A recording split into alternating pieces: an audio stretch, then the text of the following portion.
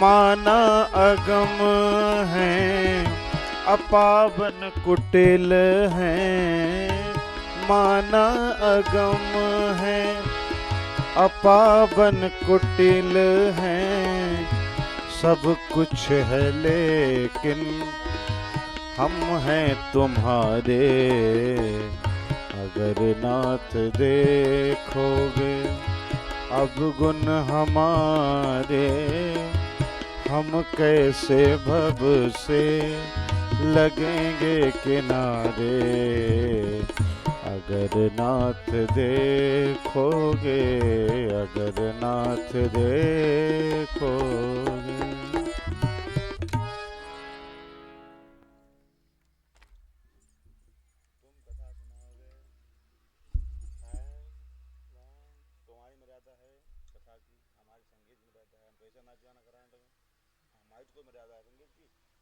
पढ़ी और पढ़ लो कोई किताब में, वो भी शास्त्रोचित है। की जय।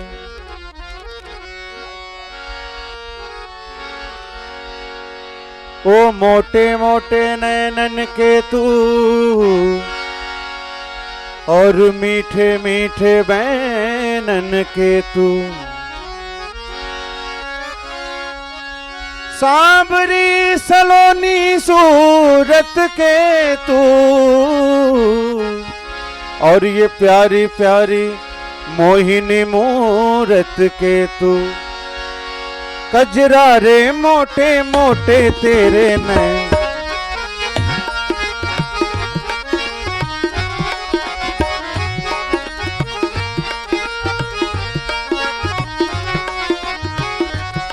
कजरारे मोटे मोटे तेरे नैन। हाय नजर ना लग जाए होए होए होए, नजर ना लग जाए होए होए होए, नजर ना लग जाए। बांके बिहारी कजरारे मोटे मोटे तेरे नैन। हाय नजर ना लग जाए होए होए होए, नजर ना लग जाए होए होए होए, नजर ना लग जाए।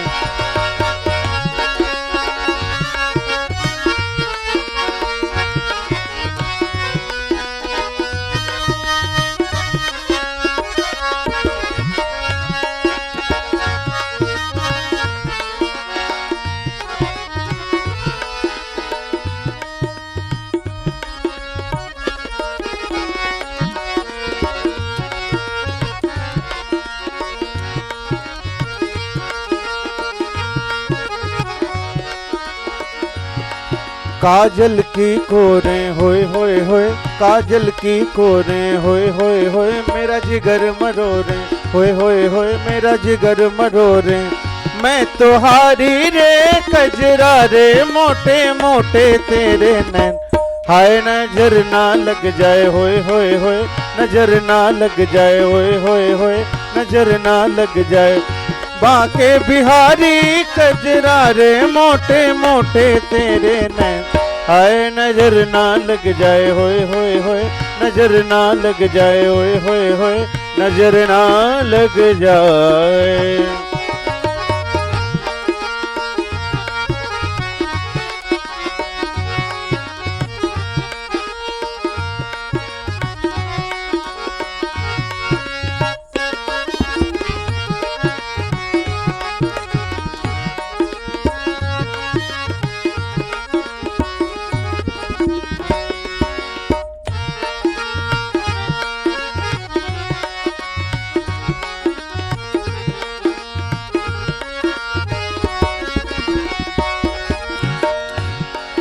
आँखों का काजल होए होए होए, आँखों का काजल होए होए होए, मेरा जिगर है घायल होए होए होए, मेरा जिगर है घायल।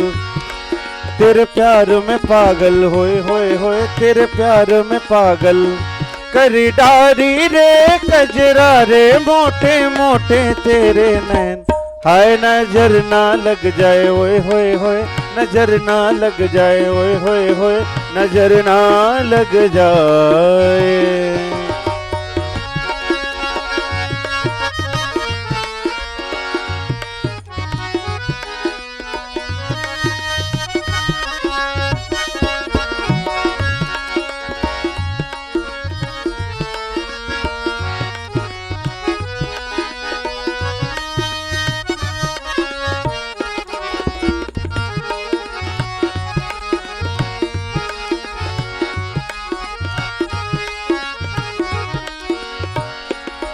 तेरे मुकुट की लटकन होए होए होए, तेरे मुकुट की लटकन होए होए होए, ग्रीवा की मटकन होए होए होए, गिरवह की मटकन होए होए होए, तेरे अधर की मुस्कन।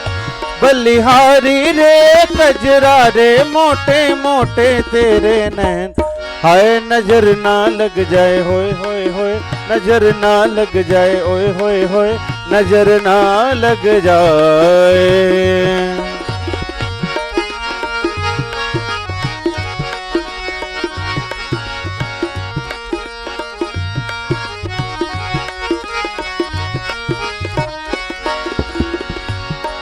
तेरी रीत है टेढ़ी होए होए होए, तेरी रीत है टेढ़ी होए होए होए, तेरी प्रीत है टेढ़ी होए होए होए, तेरी प्रीत है टेढ़ी ओए होए होए, तेरी जीत है टेढ़ी।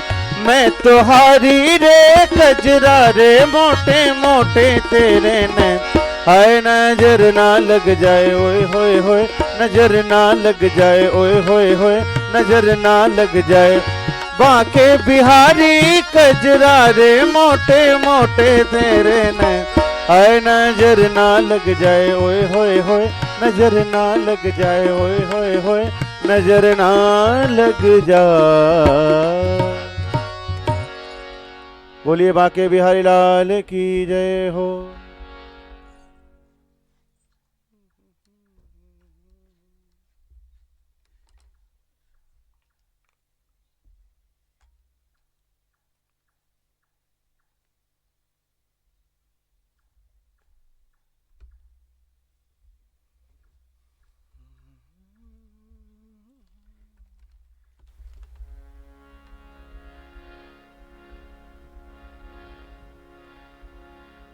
नारायण श्री राधे श्री बोले राजा रामचंद्र भगवान हो।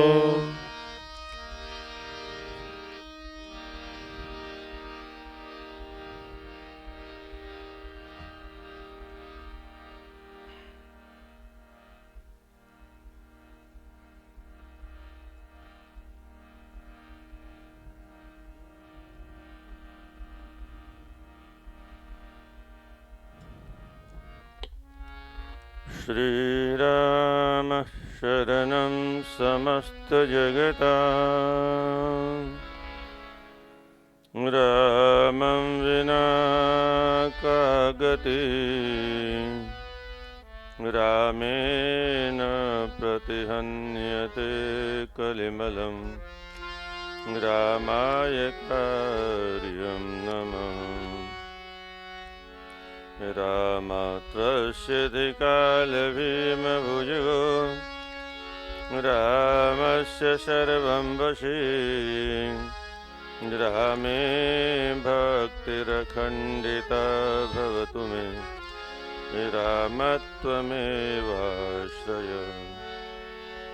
माता रामो मत्पिता रामचन्द्रः, स्वामी रामो मत्सखा रामचन्द्रः, सर्वस्वं मे रामचन्द्रो दयालु, नान्यं जाने नैव जाने न जाने।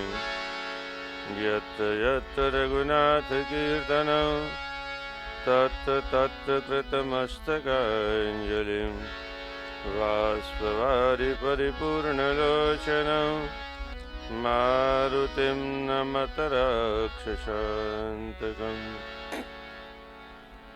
वसुदेवसुतं देवं कंसचाणूरमर्दनं,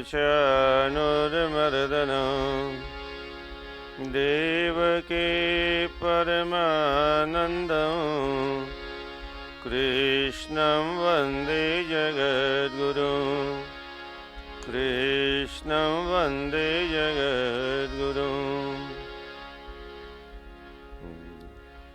सीताराम राम राम सीताराम राम राम सीताराम राम राम सीताराम राम राम सीताराम राम राम सीताराम राम राम सीताराम राम राम सीता राम राम राम सीता राम राम राम सीता राम राम राम सीता राम राम राम सीता राम राम राम सीता राम राम राम सीता राम राम राम सीता राम राम राम सीता राम राम राम सीता राम राम राम सीता राम राम राम सीता राम राम राम सीता राम राम राम सीता राम राम राम सीता राम राम राम सीता राम राम राम। बोले राजा रामचंद्र भगवान की जय हो। श्री जगन्नाथ भगवान की जय हो। श्री बद्रीनाथ भगवान की जय। श्री केदारनाथ भगवान की जय। श्री रंगनाथ भगवान की जय। श्री द्वारिकानाथ भगवान की जय। श्री अयोध्यानाथ भगवान की जय। श्री गंगा मैया की जय। श्री गौ माता की जय। श्री हनुमतलाल जी महाराज की जय हो। बोले सत्य सनातन धर्म की जय हो। जय जय श्री राधे।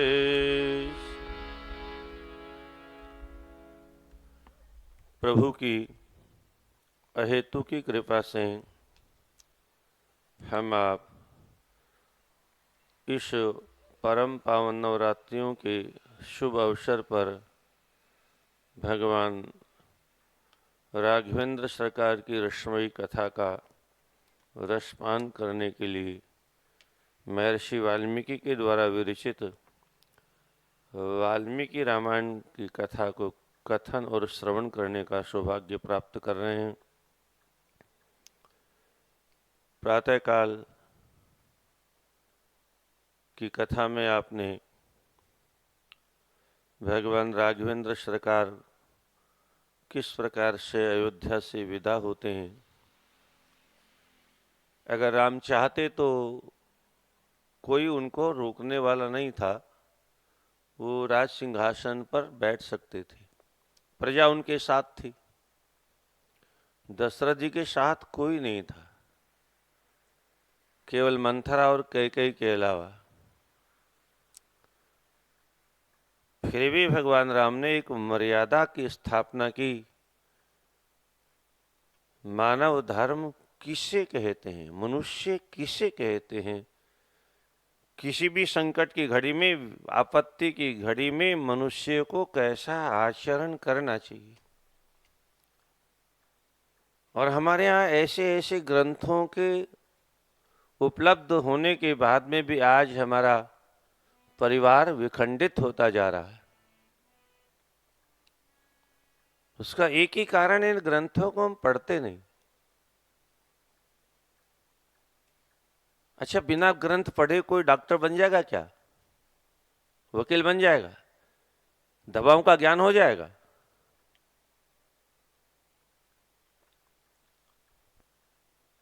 कौन कौन सी धाराएं हैं, इसका ज्ञान बिना वकालत की पुस्तक पढ़े हो जाएगा?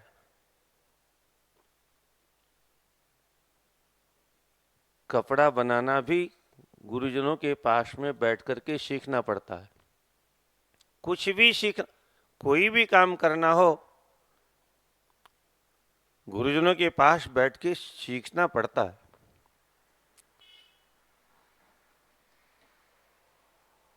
कोई न कोई उसका ग्रंथ होता है, कोई न कोई उसका आश्रय होता है, उसमें उसकी विधि दी है।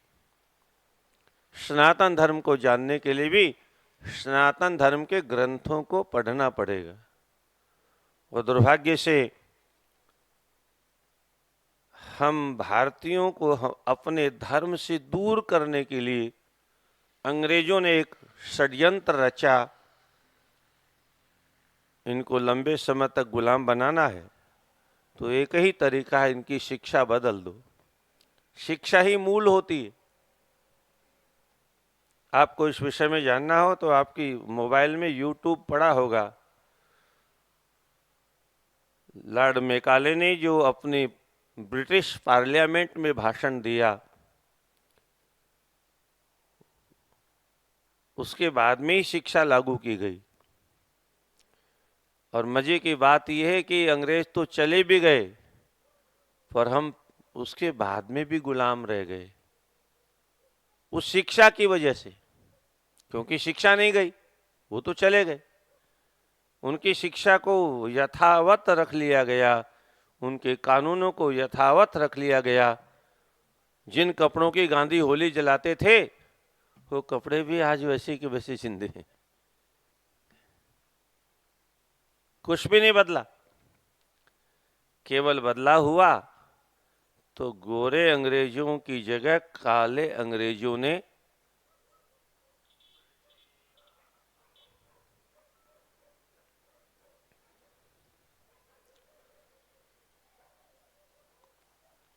जब तक श्री राम का रथ दिखाई देता रहा, तब तक दशरथ जी खड़े रहे, माताएं खड़ी रहीं,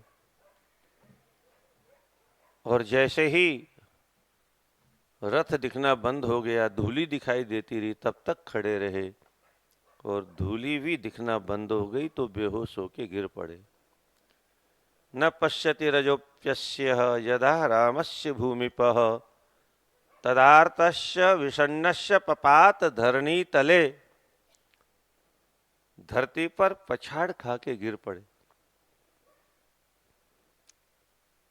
उठाने के लिए एक तरफ दाहिनी ओर कौशल्या आगे बढ़ी, बाएं दिशा में कैकई आगे बढ़ी। दशरथ जी ने कैकई को डांटा, खबरदार मेरा स्पर्श नहीं करना। और सुनो, कैकई माम कहंगानि मास प्राक्षेप पाप निश्चय नहीं ताम द्रष्टुमिच्छामि न भार्या न च बांधवी। आज से तुम मेरी पत्नी नहीं हो। इस प्रसंग को पढ़ के मैं कभी कभी विचार किया करता हूं, लगता है भारतवर्ष में शायद पहला पति और पत्नी का विछोह हुआ होगा। आज की भाषा में उसको तलाक कह सकते हैं, पर इसकी भी अपनी एक मर्यादा थी, उसका भी एक मूल कारण था। जो पत्नी भगवान से जीव को दूर कर दे, उस पत्नी का त्याग कर ही देना चाहिए। जो पति पत्नी को भगवान से दूर कर दे, उसका भी भगवान से दूर कर दे। अरे जीव का जन्म हुआ है परमात्मा की प्राप्ति के लिए।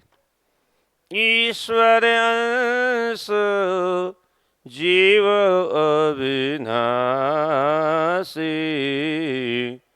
चेतन अमल सहज सुख राशि। जीव ईश्वर का अंश है, और जब तक ईश्वर से नहीं मिलेगा तब तक कुछ भी बन जाए छटपटाता रहेगा, बिलबिलाता रहेगा, आकुल रहेगा, व्याकुल रहेगा, दुखी रहेगा, परेशान रहेगा।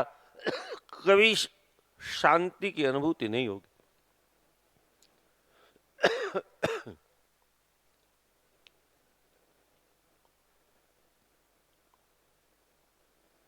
आगे कहते हैं, मैंने जो विवाह में तुमको वचन दिया था,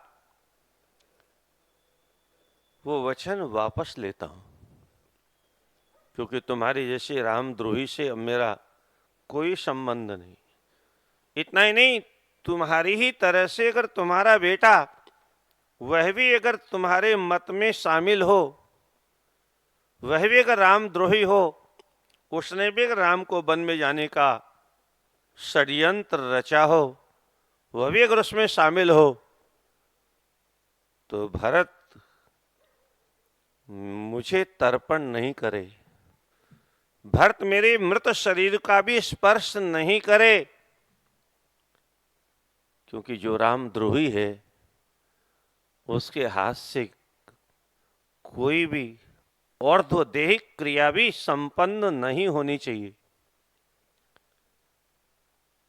क्या है राम भक्ति? भरतश्चेत प्रतितः साक्षात् राज्यम प्राप्येत अरभ्यम यन्मे न तद्यात पितृर्थम माम तद्दत मा गमत। और ऐसा कहते कहते महाराज बेहोश हो गए। जब होश में आया तो शानुम नूनम जनक श्रेष्ठा सुता सुख सदोचिता। मन में चिंतन करते हैं,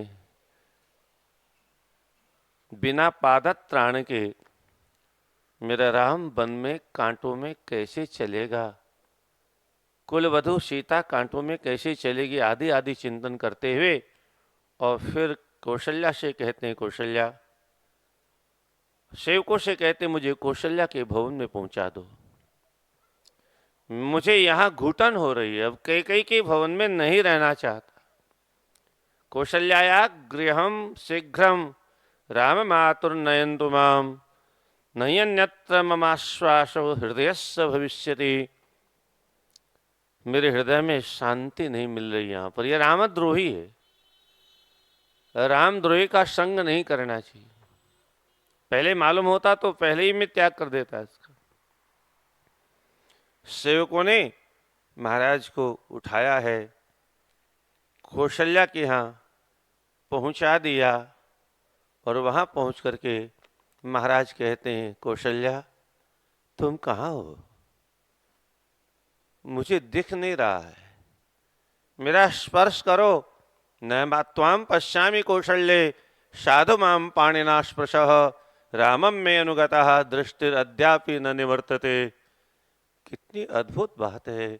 महाराज दशरथ कहते हैं, जब तक राम यहाँ थे तो मैं उनका दर्शन कर रहा था, मुझे दृष्टि प्राप्त थी और वो मेरी दृष्टि राम के पीछे पीछे चली गई और मेरी दृष्टि वापस लौट के नहीं आई, इसलिए मुझे कुछ दिखाई नहीं देता। आंखों का यही फल है, देखना हो तो प्रभु का दर्शन करो, बाकी संसार में हाड मास की पुतली को देख के क्या करोगे? कैसी अद्भुत बात है। महाराज कहते हैं, मेरी दृष्टि राम का दर्शन कर रही थी, राम के पीछे पीछे गई और वो राम के पीछे ही चली गई, दृष्टि वापस लौट के आई नहीं। इसका तात्पर्य क्या है? भगवान राम को अपनी आंखों के दरवाजे से भीतर विराजमान करने के बाद बस अब आंखों को बंद कर लो, अब आंखों से और कोई दिखाई दे ही नहीं, और वो भगवान राम की छवि जो हमारे अंतःकरण में प्रवेश कर गई, बस उसी का आनंद लेते रहो। अब और को देखने की आवश्यकता क्या है? जिसको राम का दर्शन, जिसको भगवान का दर्शन हो गया, किसी और को देख के क्या करेगा? इन हाड मास के पुतलों को कुछ मिलने वाला नहीं।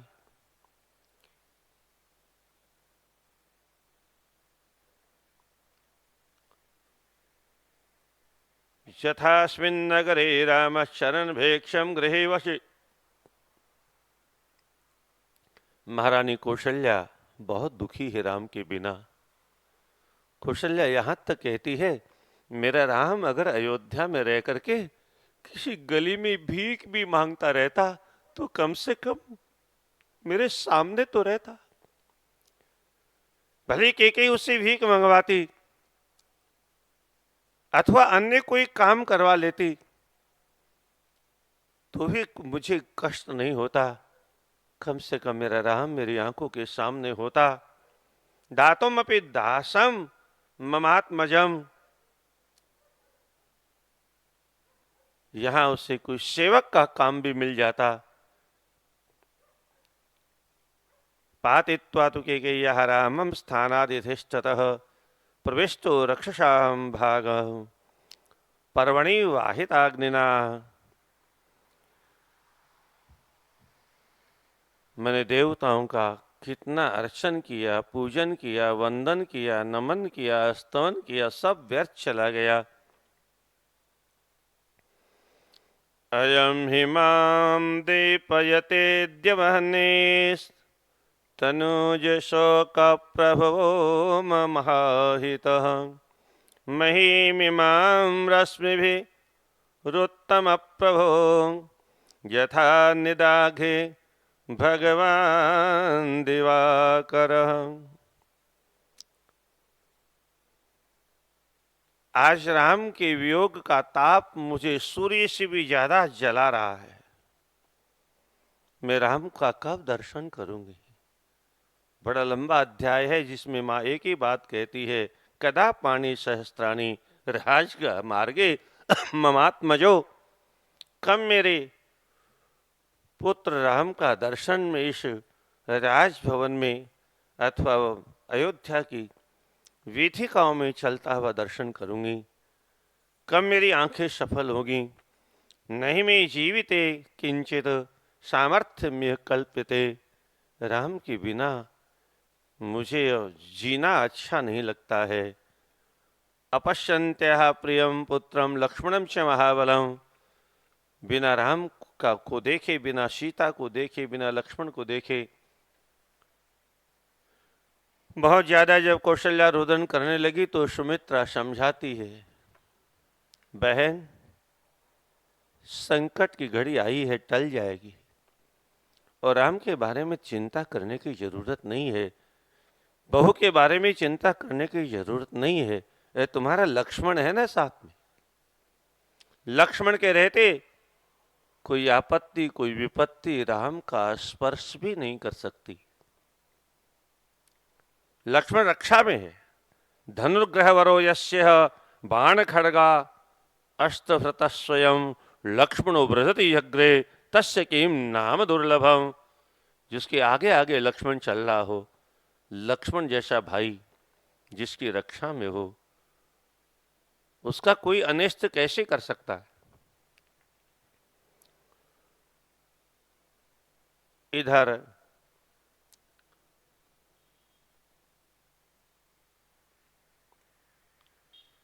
दशरथ जी बहुत बेचैन हैं और उसी अवस्था में दशरथ जी को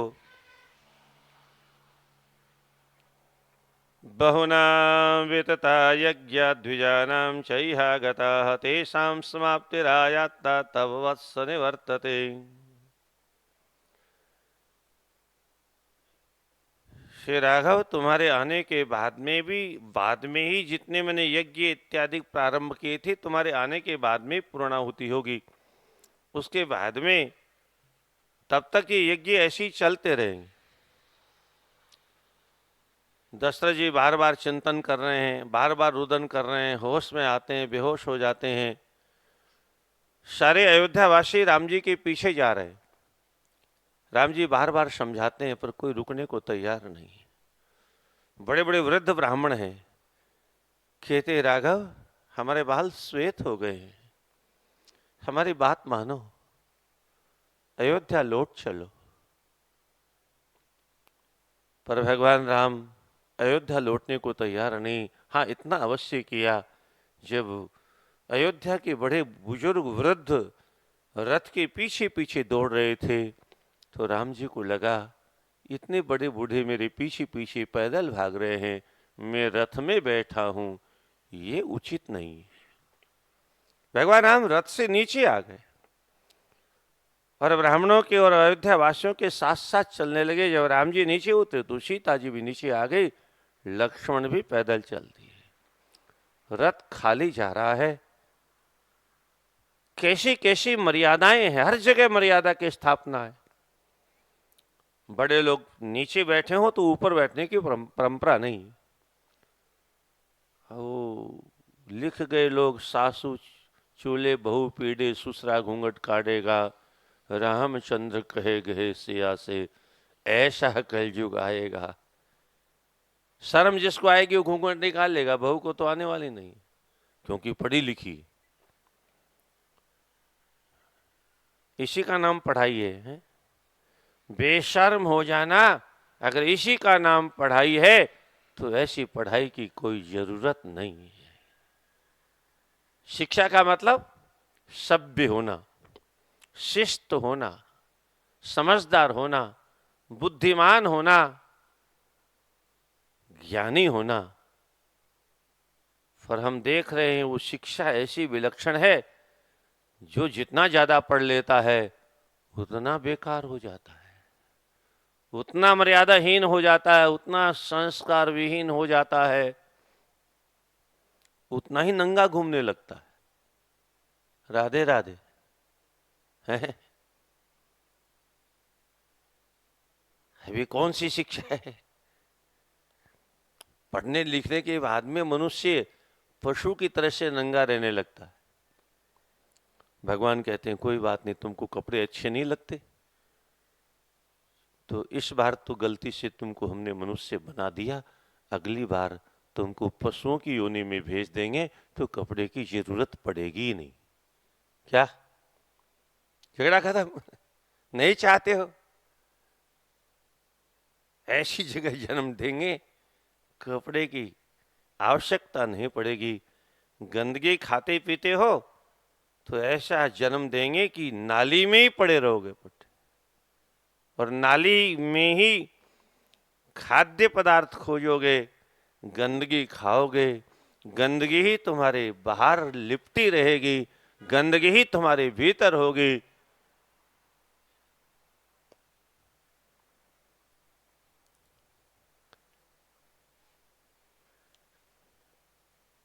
याचितो नो निवर्तस्व हंस शुक्ल शिरोरुहे।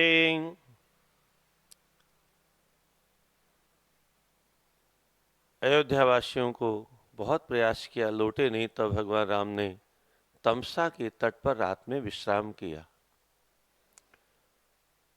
लक्ष्मण जी ने एक घास फूस इकट्ठा किया और एक सुंदर सी सैया तैयार कर दी।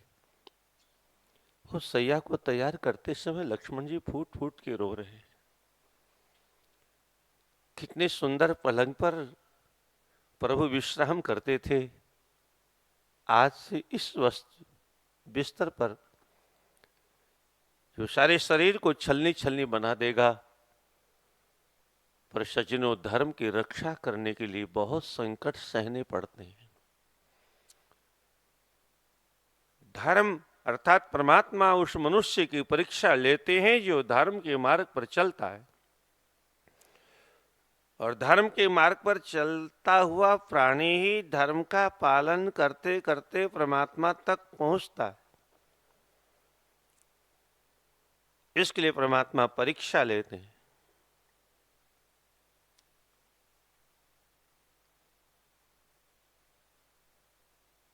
रात्रि में भगवान ने सुमंत जी को संकेत किया, सुमंत जी ऐसे तो काम चलेगा नहीं, ये इतने सारे अयोध्यावासी जंगल में मेरे साथ रहेंगे, इनको कितना कष्ट होगा,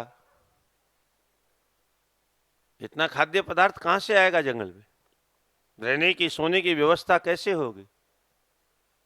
आप एक काम करो, आप तो रथ चलाने में बहुत कुशल हो, रथ तैयार करो और इस ढंग से रथ का संचालन करो कि प्रातःकाल जब अयोध्यावासी उठें तो रथ किधर गया है ये भी किसी को पता न चले।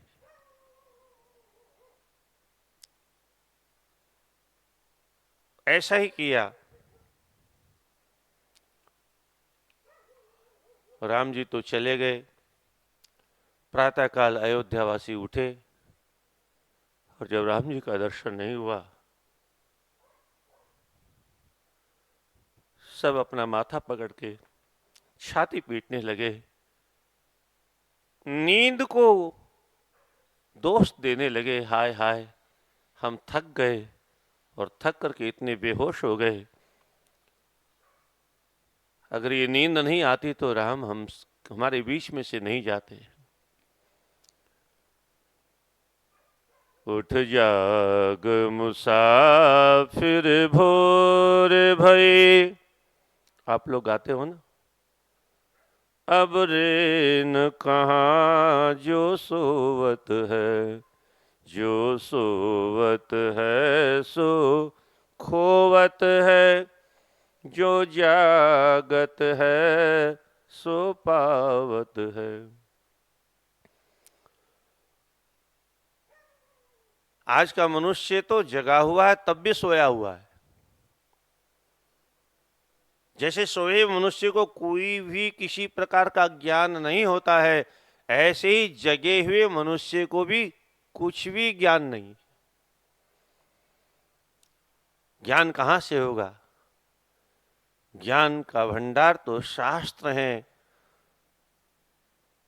और आज पढ़े लिखे लोग इन शास्त्रों की आलोचना करते हैं। हाँ, एक हमारा ही धर्म है जहां अनंत ग्रंथ हैं, पर हमारे ही धर्मावलंबी हमारे ग्रंथों की आलोचना करते हैं। दूसरे धर्मों में एक शब्द अगर उनके ग्रंथों के विरुद्ध कोई बोल दे तो तन सर से जुदा। ये पोल हमारे यहां है। थोड़ी सी छूट क्या दी, वह छूट बढ़ते बढ़ते इतनी बढ़ गई कि सनातन धर्म पर जो चाहे वो बक बक करना प्रारंभ कर देता है। व्यासपीठ पर तो आप देख ही रहे हो, कोई नियम कानून नहीं है व्यासपीठ का, जबकि संकट की घड़ी में व्यासपीठ ही मार्गदर्शन करता है। सनातन धर्मावलंबी इस व्यासपीठ की ओर देखते हैं, हमें कोई धर्म का मार्ग बताएंगे, सतमार्ग बताएंगे, पर चूंकि कोई कानून नहीं है इसलिए सब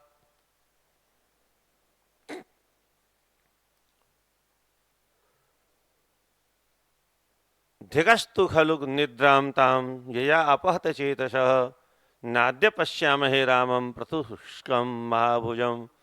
धिक्कार है इस निद्रा को। कुछ लोग तो विचार करने लगे हम वापस तो नहीं जाएंगे, यहीं मर जाएंगे।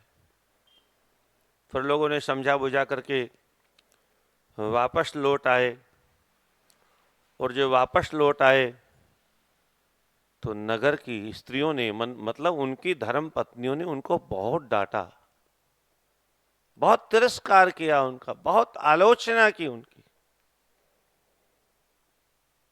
गृहे गृहे रुदन्त्यस्य भरतारं गृहमागतम् व्यघर्यन्त दुःखार्ता वाग्भिस्तोत्रेरिव द्विपान्। उनकी पत्नियों ने कहा धिक्कार है तुम लोगों को जो राम के बिना वापस आ गए। अरे राम के बिना जीवन व्यर्थ है, या तो राम के पीछे अपने प्राणों का विसर्जन कर देते, यहां आने की क्या आवश्यकता थी। और फिर अयोध्या की नारियां कहती है संसार में पुरुष तो एक ही है, एक सत्पुरुषो लोके लक्ष्मण सह सीतया। एक ही जगत में नारी है महान, और एक ही महान पुरुष है। उस महान पुरुष का नाम लक्ष्मण है, और उस महान नारी का नाम सीता है, जो राम की सेवा में। और जो राम की सेवा में नहीं है वो किसी काम का नहीं। धिक्कार है तुम लोगों को।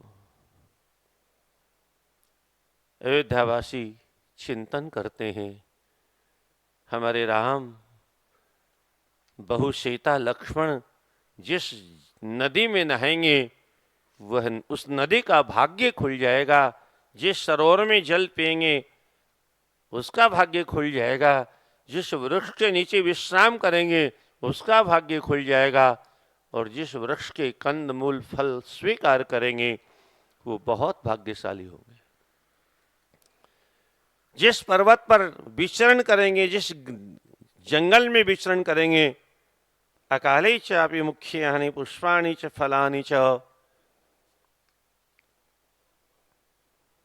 राम जी जब जंगल में गए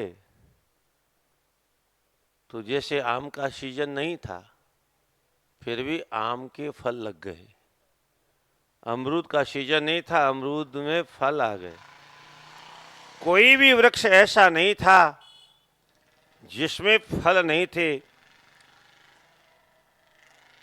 राम की सेवा के लिए सारे वृक्षों ने एक ही निर्णय किया, भले ही आज हमारे फलने का ऋतुकाल नहीं है, पर राम जब चले जाएंगे उसके बाद में हम फल के क्या करेंगे। हमारा वृक्षत्व, हमारा जन्म लेना सार्थक ही तभी होगा जब हमारे फलों का उपयोग भगवान की सेवा में आए।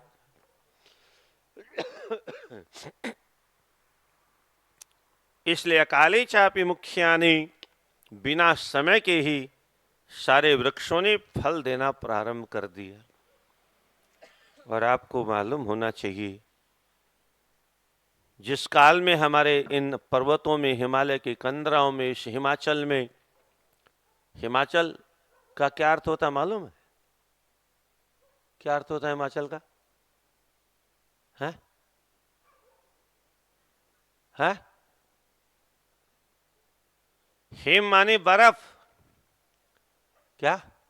हिम मानी जहां बर्फ जमती है। यहां से थोड़े आगे जाएंगे तो शिमला इत्यादि के आगे बर्फ मिल जाएगी। हिमालय का मतलब बर्फ का आलय, बर्फ का घर। हिमाचल मतलब हिम का अचल भाग, जो चल नहीं सकता, फिर नहीं सकता। इस हिमालय की कंदराओं में कितने संत महात्मा तपस्या करते थे, क्या खाते थे? जिस समय संत महात्मा हिमालय की कंदराओं में तपस्या करते थे, उस समय हिमालय का प्रत्येक वृक्ष उनकी सेवाओं में फल प्रदान करता था। आज हिमालय में कहीं फल नहीं मिलेगा, मिलेगा तो किसी बगीचे में मिलेगा, और वहां कहीं हमने हाथ मार दिया तो हाथ तोड़ देंगे लोग, हैं?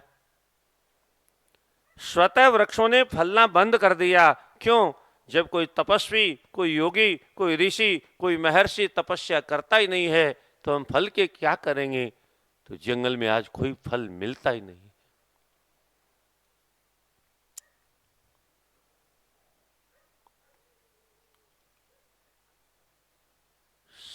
युष्माकं राघवरण्ये योगक्षेमं विधास्यति।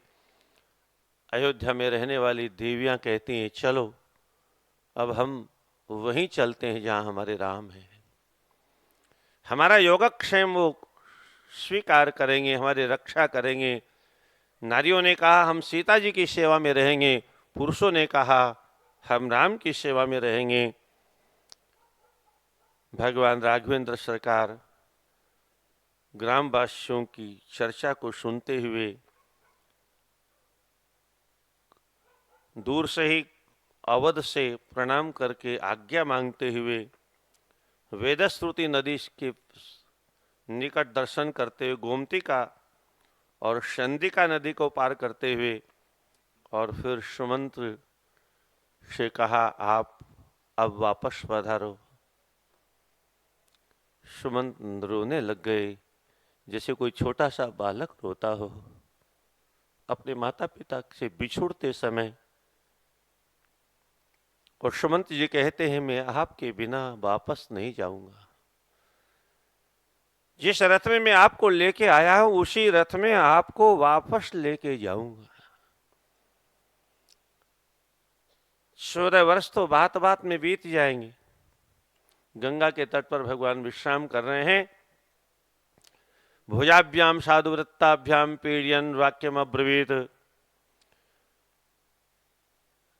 गुहराज निषाद के यहाँ भगवान पहुंचे। गुह ने बहुत स्वागत सत्कार किया।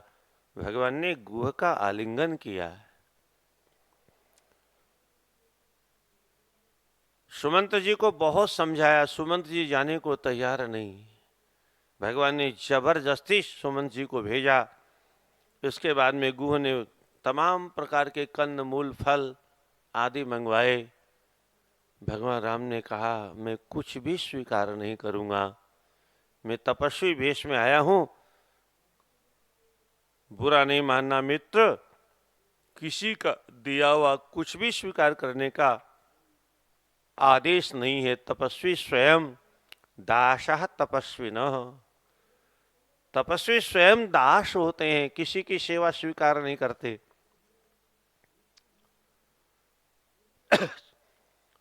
निषाद ने भी शैया का निर्माण किया, लक्ष्मण जी के साथ मिलकर के भगवान विश्राम करने लगे और लक्ष्मण जी पहरा देने लगे।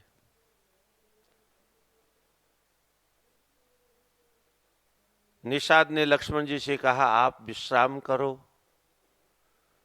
लक्ष्मण जी रोते हुए कहते हैं, चक्रवर्ती सम्राट महाराज अयोध्या नरेश के सुपुत्र जिनको राजगद्दी उपलब्ध होनी थी, वो यहाँ पर शयन कर रहे हैं और इनको इस अवस्था में सोते हुए देख करके मेरी तो नींद गायब हो गई। मुझे नींद कहाँ है?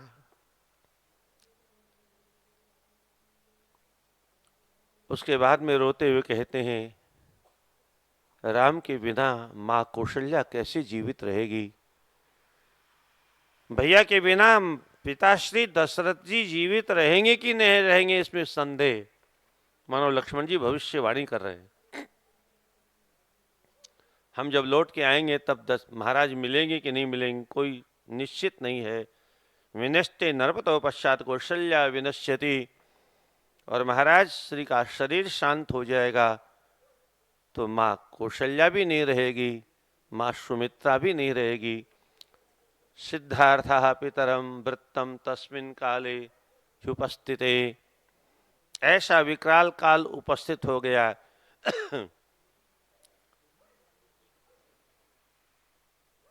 प्रातः काल हुआ,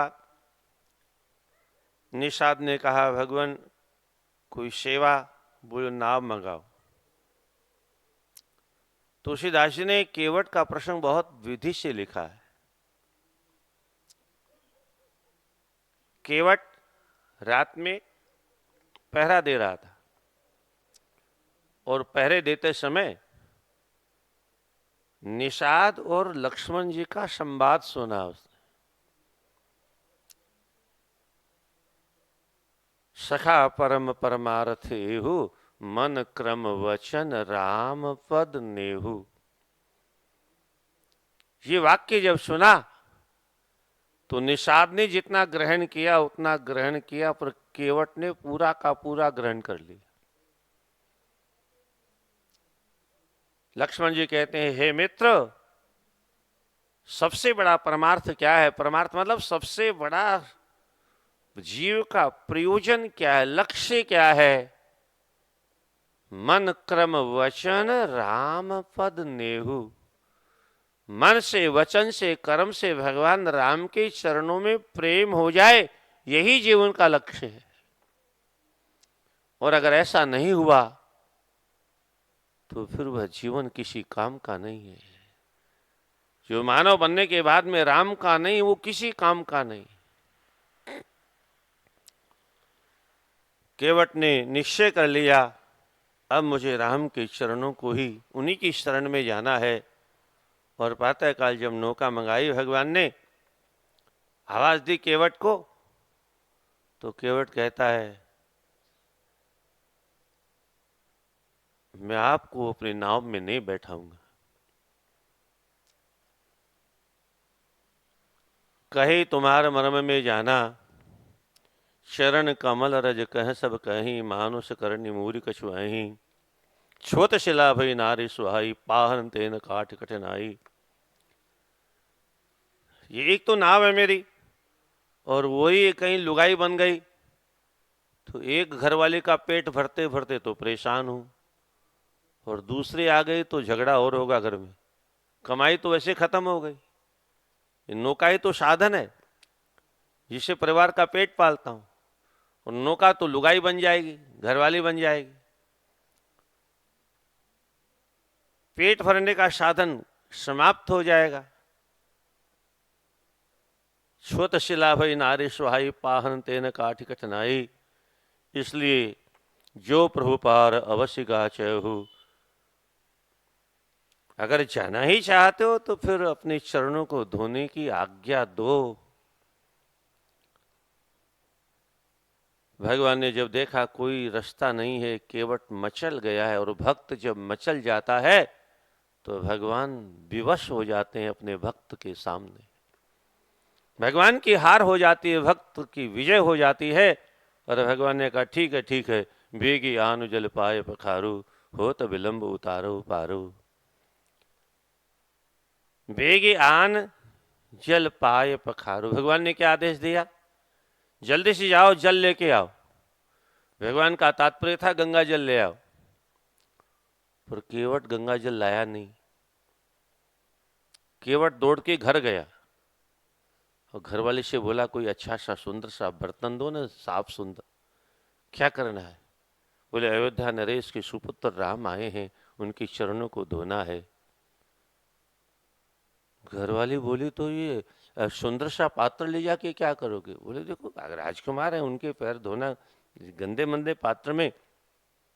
उसने कहा कुछ नहीं, कि हमारा कठोता ले जाओ। आप लोगों ने, पुराने माताओं ने कठोता देखा होगा, है? घर में आटा सानने के लिए एक काठ का कठोता होता था। पहले थालियां नहीं होती थी बड़ी बड़ी, काठ का एक, उसी में आटा सानते थे।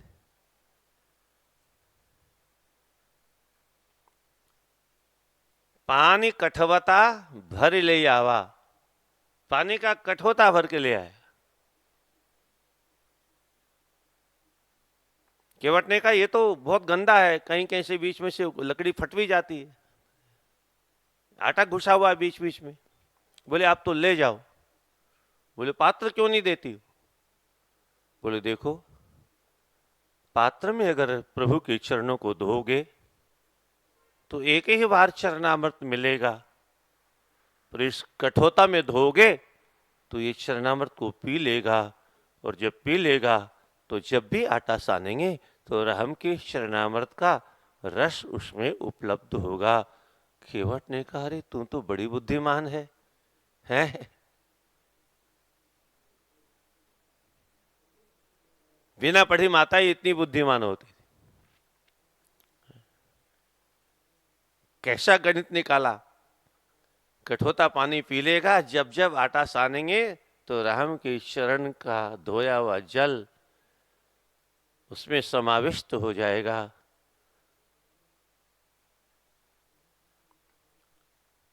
एक चरण धोया और जो ही राम जी उसको नीचे रखने लगे, और नीचे रखने लगे तो ऐसे रख ही दिया। वो केवट रोकता रोकता रह गया, तब तक तो रख दिया। बोलिए क्या हुआ? फिर आपने नीचे रख दिया, फिर मट्टी लग गई। और ये मट्टी की तो करामात है।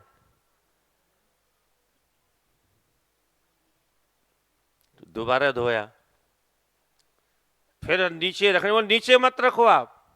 बोले फिर कहाँ रखें? बोले यहां रखो, मेरी गोद में रख दो, मेरी गोद में रख दो। नीचे अगर रख दिया तो फिर मट्टी लग जाएगी और मेरी नौका के सामने फिर समस्या खड़ी हो जाएगी। दूसरा चरण धोया, उसको भी गोद में रख लिया। भगवान ने कहा मैं गिर जाऊंगा। बोले ठाकुर साहब पकड़ लो अच्छी तरह से। हा, कितना सुंदर दृश्य है। भगवान गोद में खड़े हैं, केवट के मस्तिष्क पर दोनों हाथ रखे हुए हैं। एक रात्रि में थोड़ा सा सत्संग मिला केवट को, आचार्य चरण लखनलाल जी का, और उस सत्संग का इतना अद्भुत प्रभाव हुआ कि उसने भगवान के चरणों का आश्रय ले लिया और जो प्राप्त करना था वो प्राप्त कर लिया। देवता लोग भी इसके सौभाग्य से ईर्ष्या कर रहे हैं। नौका में बैठाया, कुछ दूर ले गया, फिर नौका को वापस घुमा दिया। भगवान ने कहा कोई काम आ गया होगा याद, तो फिर जा रहा है। फिर किनारे नहीं गया, फिर घुमा दिया, फिर उस किनारे गया, फिर घुमा दिया। 1 2 4 6 चक्कर लगे। भगवान ने कहा केवट तुम कर क्या रहे हो, ये घुमा क्यों रहे हो बार बार। केवट बोला आप इतनी जल्दी घबरा गए, 2 4 चक्कर में घबरा गए। अरे इन दुनिया वालों को देखो प्रभु, जिनको 84 लाख योनियों में आप सदा सर्वदा से चक्कर लगा रहे हो, फिर भी हम घबराए नहीं, हम चक्कर खा रहे हैं, आप 4 चक्कर में घबरा गए। अरे पार करो ना।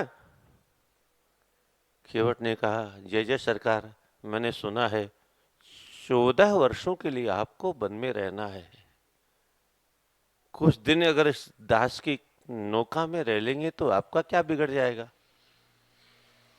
मेरा जीवन धन्य हो जाएगा, मेरी नौका धन्य हो जाएगी, इसलिए कुछ समय इसी में बिताओ। भगवान ने कहा हास परिहास बंद करो, उस पार पहुंचाओ।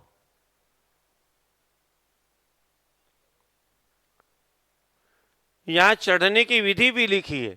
क्या, एक यात्री जो पति पत्नी थे, ट्रेन में चढ़ रहे थे, तो पत्नी नीचे रह गई। अब पति भीतर रोने लगा, हाय हाय, अभी अभी नया नया विवाह हुआ है, 20 तोला बहू ने गहना पहन रखा है, कुछ हो गया तो क्या होगा। तो कोई फक्कड़ संत बैठे थे, उन्होंने कहा लगता है तुमने रामायण नहीं पढ़ी।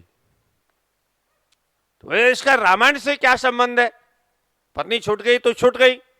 अरे बोले रामायण से संबंध है इसका, क्या संबंध है। संत ने कहा तुमने अगर रामायण पढ़ी होती तो प्रिया चढ़ाई चढ़े रघुराई, यात्रा में कहीं जाना हो तो पहले पत्नी को बच्चों को चढ़ाना चाहिए, खुद दौड़ के पहुंच जाओगे, कोई चिंता की बात नहीं, पर पत्नी को पीछे छोड़ दिया तो बेचारी क्या करेगी, और कहीं साड़ी पहनी हो तो वैसे उलझ जाएगी, गाड़ी के नीचे आ जाएगी, ऊपर तो नहीं पहुंचेगी, ऊपर पहुंच जाएगी।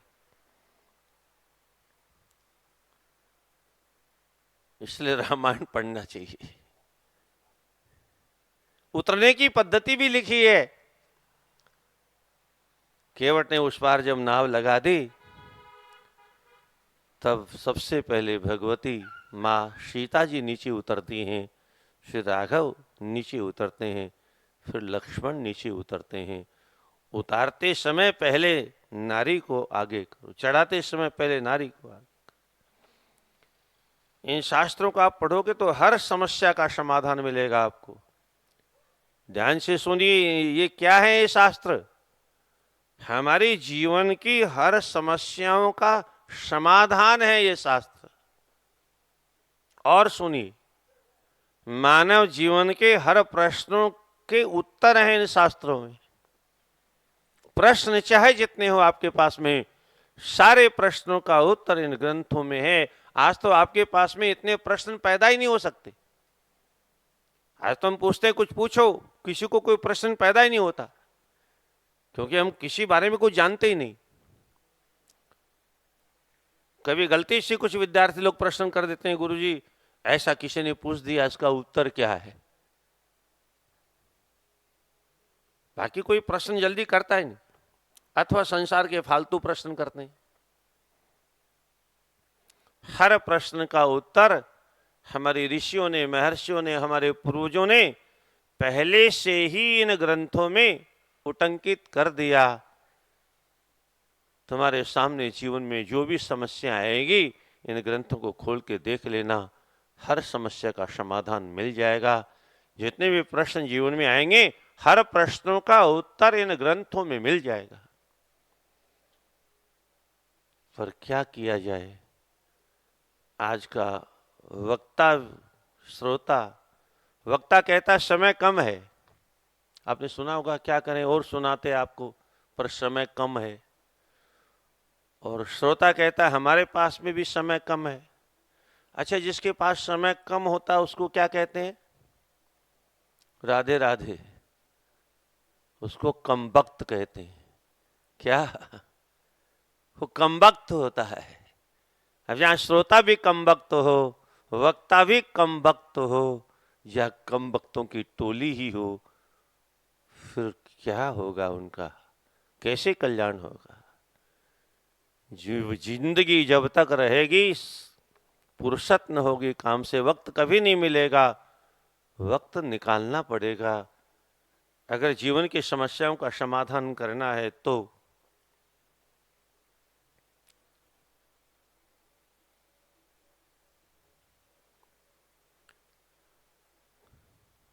उस पार जब पहुंचा दिया तो भगवान को लगा कि केवट को कुछ दिया नहीं, परिश्रम किया बेचारे ने, कुछ देना चाहिए, अब दे क्या, कुछ है ही नहीं पास में। बाबा तुलसीदास जी ने बहुत अद्भुत वर्णन किया है। पियहि की सिय जान निहारे, मन मुदरी मन मुदित उतारे।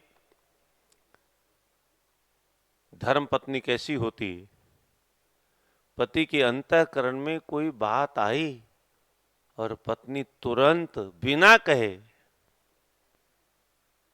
और ये ऐसी मुद्री है जो बहुत प्रिय है, क्योंकि ये पहली निशानी है,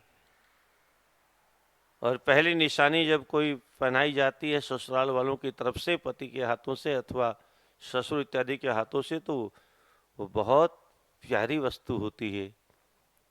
उसको माताएं अपने हाथों से दूर करना चाहती नहीं, पर संकट की घड़ी है तो फिर आपत्ति काले मर्यादा नास्ति, मैया ने उतारा और हल्ला नहीं किया, अजी सुनो आपके पास कुछ नहीं, लो लो मैं देता ना। धीरे से पीछे खड़ी थी, धीरे से राम जी के पीठ की तरफ हाथ लगाया, राम जी ने तुरंत हाथ पीछे किया और राम जी के हाथ में मुद्री आ गई।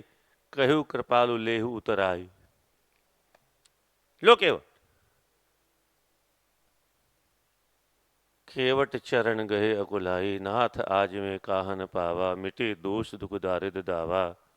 बहुत काल में कीन मजूरी, आज तक कभी ऐसा फल मिला नहीं, ऐसी उतराई कभी मिली ही नहीं जैसी आज मिली है। अब ये सामान्य पदार्थ आप क्या दे रहे हो, आपका दर्शन मिल गया, मैया का दर्शन मिल गया, लक्ष्मण जी का दर्शन मिल गया, और क्या चाहिए। नहीं केवट कुछ तो ले लो। केवट ने एक बहुत प्यारी बात कही, भगवान मैं कलयुग का केवट नहीं हूं, कलयुग में तो सब चलता है,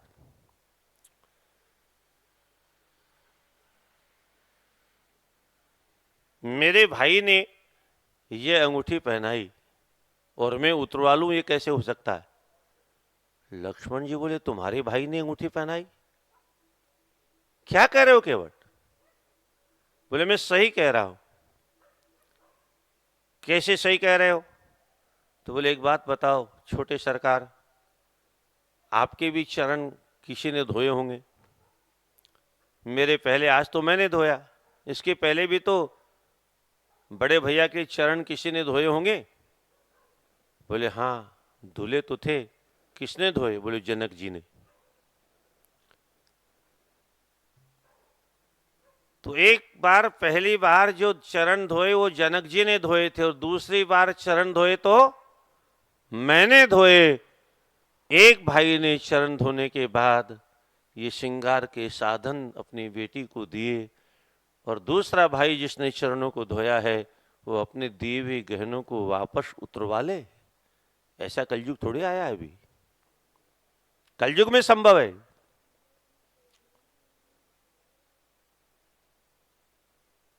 अगर आपको देना ही है तो इतनी कृपा करो, फिरती वेर नाथ जो देवा, सो प्रसाद में सिर धरि लेबा।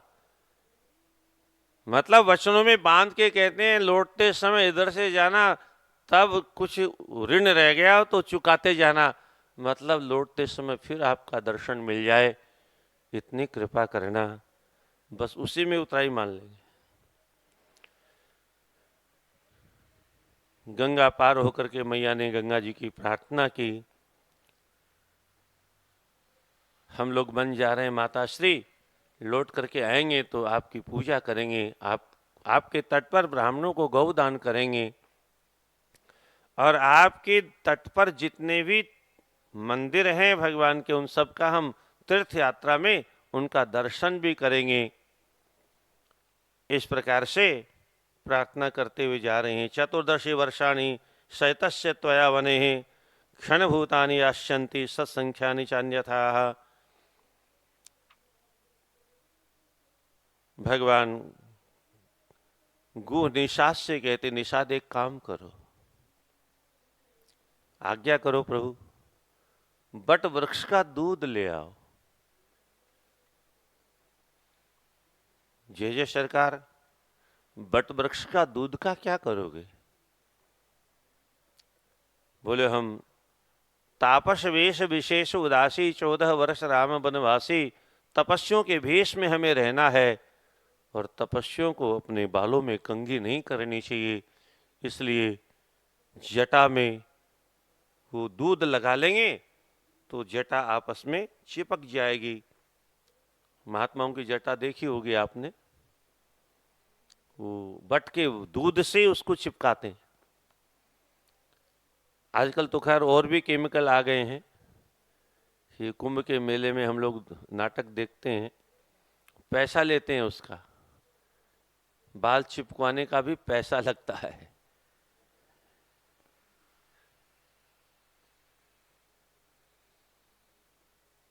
गुह को कष्ट तो बहुत हुआ, कितने सुंदर घुघराले घुघराले अलकावलियों का गुच्छा है, काले काले केश हैं, पर राम की आज्ञा शिरोधारी है। केवल निषाद दूध लेकर के आए तो राम जी ने, दोनों भाइयों ने अपने मस्तिष्क पर उसको लगाया है। निषाद उस दृश्य को देख नहीं पाता।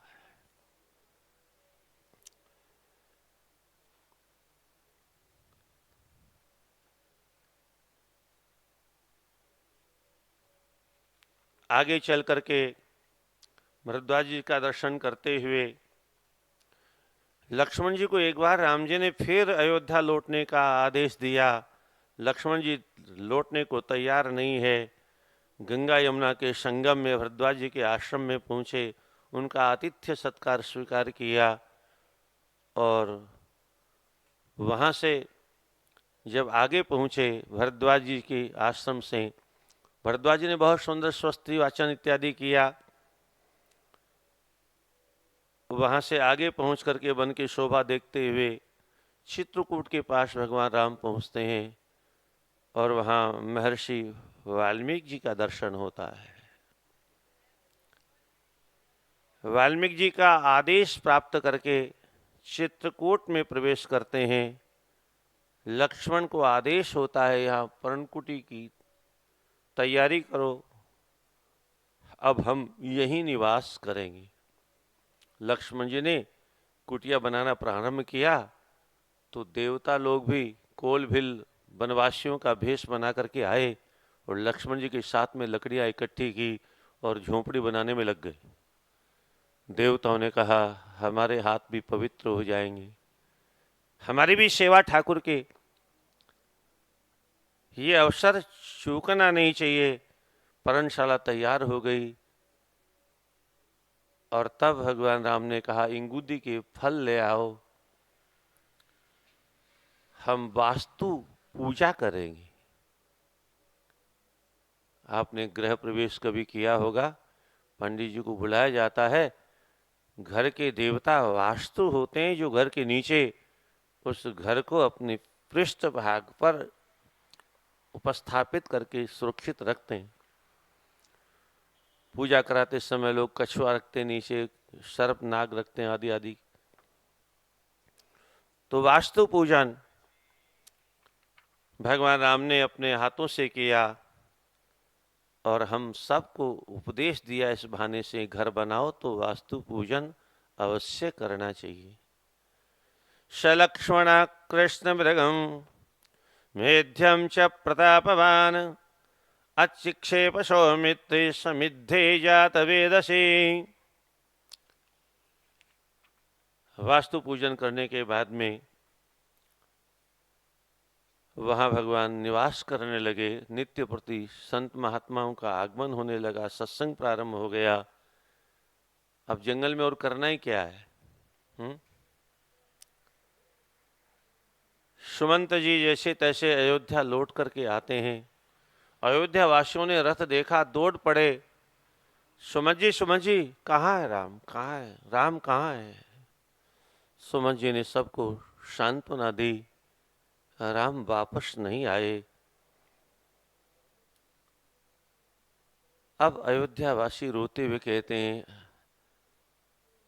आज से हमारे संकट के समय में कौन खड़ा होगा? कल तो राम हमारे हर काम में खड़े होते थे। विवाह का अवसर होता था, परिवार में किसी का भी विवाह होता था, राम सबके विवाह में आकर के उपस्थित होते थे। इसकी नकल आज भी कभी कभी नेता लोग करते हैं।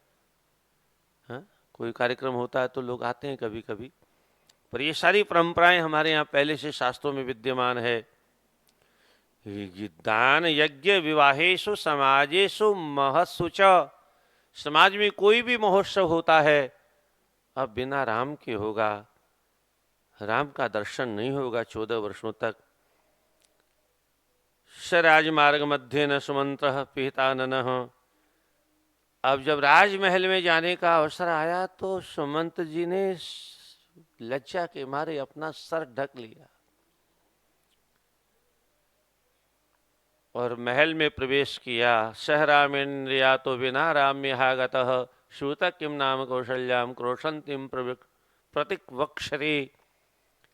मन में सुमंत जी चिंतन कर रहे हैं, राम को साथ में लेके गया, बिना राम का रथ लेके आया हूं, माँ कौशल्या दौड़ के पूछेगी, मैं क्या उत्तर दूंगा? और मेरे मुख से जब ये निकलेगा कि राम तो वापस नहीं आए, माँ इन शब्दों को कैसे सुन पाएगी? और महाराज जब दौड़ करके पूछेंगे, सुमंत मेरा राम कहाँ है, मैं क्या उत्तर दूंगा?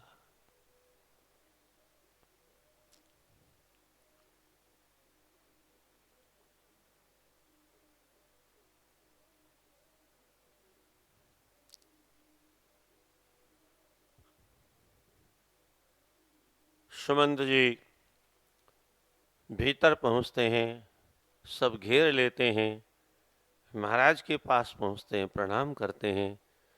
महाराज कहते, मेरा राम कहाँ है? बोले, आपको तो मालूम है, राम सत्य प्रतिज्ञ हैं, दृढ़ प्रतिज्ञ हैं। मैंने बहुत प्रयास किया पर राम वापस नहीं आए। सिद्धार्थ खलुसूतत्वं येन दृष्टो ममात्मजो वनांतम प्रविशंतो तावश्वान्निव मंदरम। महाराज कहते हैं, सुमंत तुम बहुत भाग्यशाली हो जो अभी अभी मेरे पुत्र राम का दर्शन करके आ रहे हो।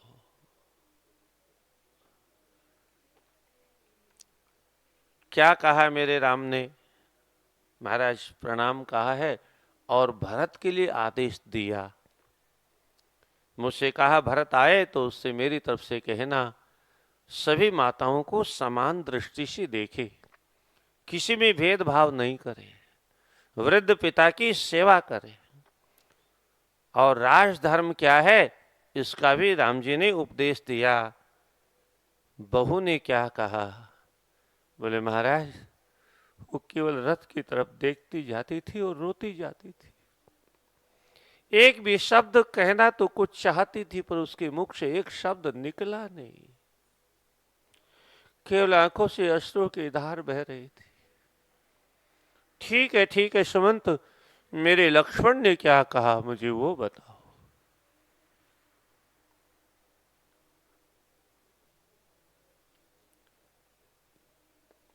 असमीक्ष्य समारब्धम विरुद्धम बुद्धिलाघवात जनिष्यन् जनिष्यति संक्रोशम राघवस्य विवासनम।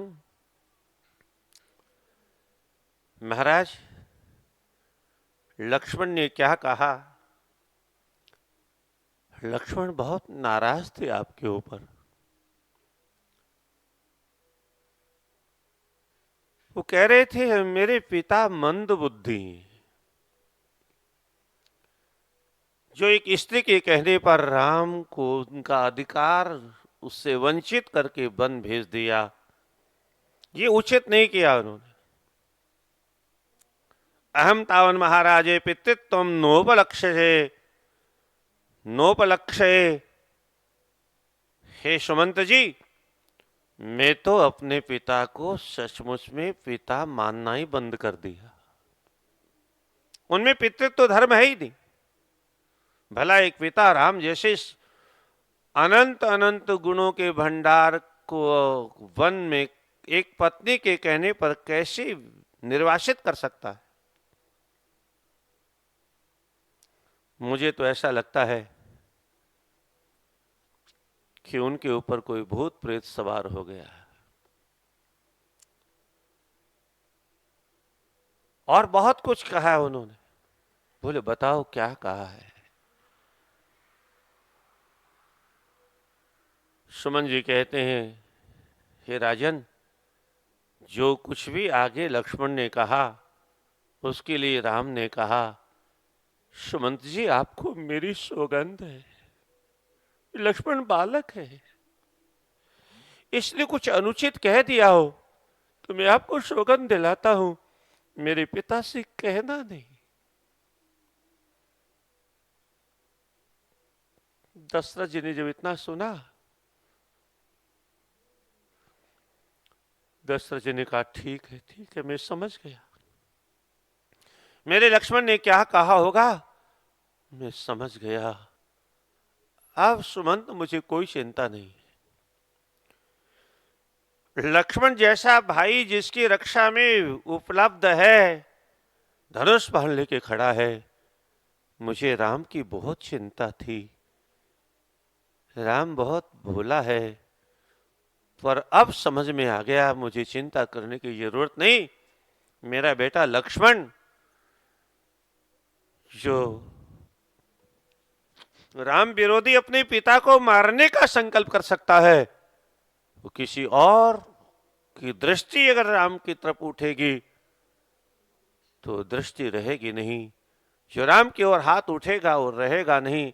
जो कदम राम की ओर बढ़ेगा वो कदम उठने लायक रहेंगे नहीं। अब मैं शांति से मर सकता हूं, क्योंकि अब राम की सुरक्षा में लक्ष्मण जैसा योद्धा उपलब्ध है।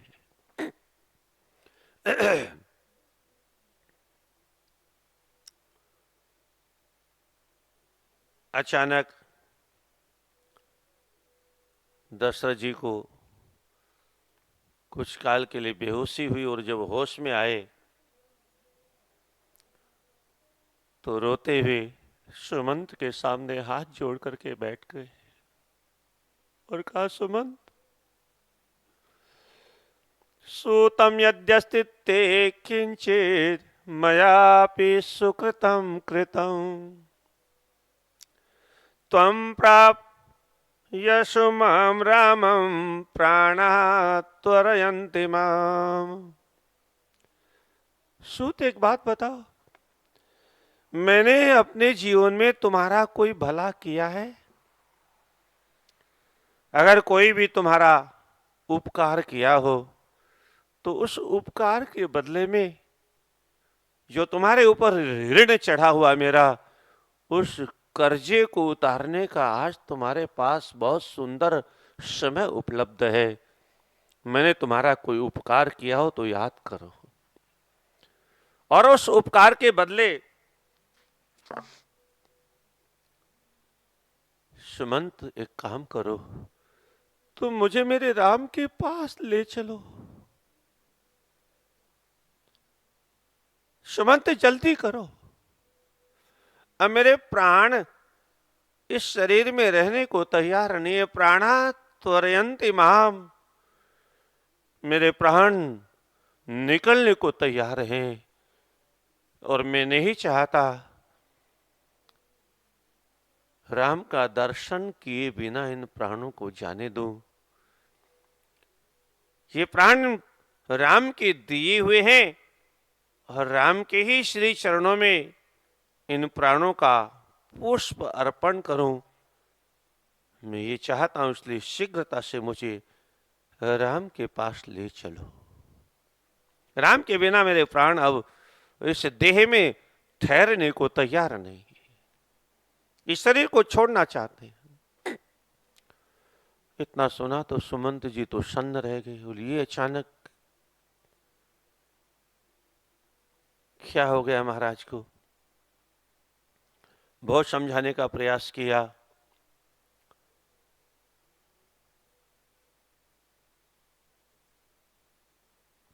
सुमंत से फिर महाराज ने कहा, सुमंत एक बात बताओ।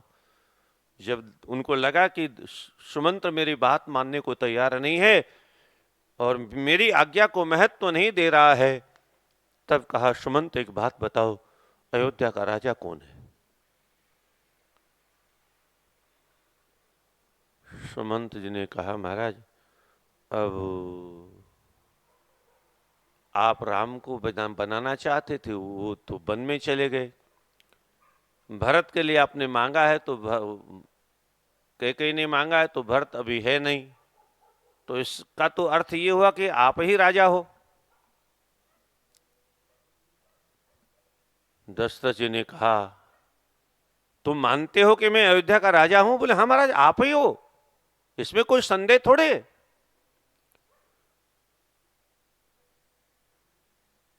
दशरथ जी ने कहा, अगर मैं राजा हूं तो कान खोल के सुनो सुमन, अयोध्या का राजा दशरथ तुमको आदेश देता है, मुझे रथ में बैठाओ और राम के पास ले चलो।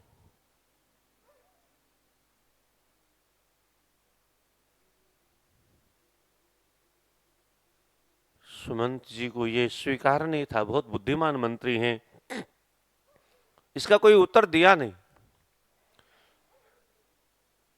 क्या हुआ सुमंत, तुम अयोध्या के महाराज का आदेश का पालन नहीं करोगे? आज तक तो तुमने ऐसा दुस्साहस कभी नहीं किया, आज तुम ऐसा दुस्साहस कैसे कर रहे हो? तुम्हारी इतनी हिम्मत कैसे? महाराज की आज्ञा की अवहेलना करने का दंड जानते हो? हाथ जोड़ के सुमंत ने कहा, महाराज अब तो राम बहुत दूर चले गए। अच्छा, तो राम दूर चले गए तो सुनो, अथवापि महाबाहुर गतो दूरम भविष्यति मामेव रथमारोप्यं शीघ्रधामाय दर्शयो। सुमंत, अगर मेरा राम दूर चला गया हो तो कोई बात नहीं, तुम्हारे पास में वायु से टकराने वाले अश्व विद्यमान है, रथ तैयार करो, मुझे रथ पर बैठाओ और मुझे रथ पर बैठा के मेरे राम के पास ले चलो। मैं राम के बिना रहने को तैयार नहीं हूं। और ऐसा कहकर के दशरथ जी बेहोश हो गए। दशरथ जी बेहोश हुए तो अब माता जी ने नंबर लगा दिया, कौशल्या मैया ने। मां कौशल्या कहती है, नेमामि यत्र काकुत्सः नेमामि यत्र काकुत्स्थः सीता यत्र च लक्ष्मणः तान् विना क्षणमप्यद्य जीवितुं नोत्सहेयम्। सुमंत, एक काम करो, जल्दी से रथ तैयार करो और रथ तैयार करके मुझे मेरे राम के पास ले चलो। मेरी बहू सीता जहां है वहां ले चलो, मेरा पुत्र जहां लक्ष्मण है वहां ले चलो। तान विना क्षणमप्यद्य। सुमंत ने कोई हाव भाव नहीं दिखाया तो मां कहती है, सुमंत राम सीता और लक्ष्मण के बिना अब एक क्षण भी मैं जीवित नहीं रहना चाहते। शीघ्रता करो, ले चलो मुझे। अथवा निवर्ते रथम शीघ्रम दंडकान्नय मामपि अततान्नानुगच्छामि गमिष्यामि यमक्षयम्।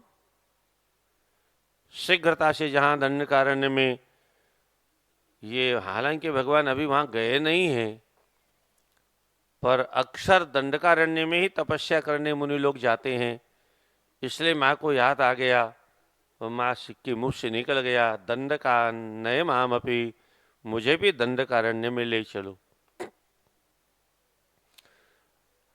और अगर इसमें विलंब हुआ तो सुमंत्र मेरे प्राण अब इस शरीर में रहने को तैयार नहीं है। राम प्रेम कैसा होता है ये अगर आपको जानना हो तो महाराज दशरथ जी और कौशल्या जी के इन भावों को सुन करके आप समझो राम प्रेम कैसा होता है। सुमंत ने बहुत समझाया है, लक्ष्मण राम की सेवा में है, आप चिंता मत करो, किसी प्रकार से सीता को कोई डर नहीं है। मैंने देखा, गजम वा वीक्ष्य सिंहम वा व्याघ्रम वा वनम आश्रिता, हाथी को देख करके भी सीता को भय नहीं होता। सिंह की गर्जना सुनने के बाद में भी सीता जी को कोई भय नहीं होता, क्योंकि एक तरफ राम खड़े हैं, एक तरफ लक्ष्मण खड़े हैं, और दोनों की सुरक्षा कवच के बीच में सीता जी निडर हैं। निश्चय आप चिंता मत करो। कौशल्या बहुत विलाप करती हैं और विलाप करते हुए महाराज दशरथ जी को कुछ उपालंब देती, जैसे कभी कोई प्रेमालाप में झगड़ा हो जाए पति पत्नी का, कुछ ऐसा ही हुआ। और माँ कहती है, महाराज एक नारी का शरीर जिसको विधाता ने हमेशा परवश रहने के लिए बनाया है, वो स्वतंत्र कभी होती नहीं। पिता रक्षति कौमारे भर्ता रक्षति यौवने अस्थिविरे पुत्रा रक्षन्ति न स्त्री स्वातंत्र मरहति। बाल्यावस्था में एक कन्या अपने माता पिता के अधीन रहती है, युवावस्था में अपने पति के अधीन रहती है, और वृद्धावस्था में अपने पुत्रों के अधीन रहती है। और ध्यान से सुनो मैकाले की शिक्षा पढ़ने वाले लोगों, जब से इस सिद्धांत का लोगों ने खंडन करना प्रारंभ कर दिया, तब से स्वेच्छाचारी हो गए। हम किसी के अंडर में रहने को तैयार नहीं। आज की छोरियां कहती हैं हम पढ़ी लिखी हैं।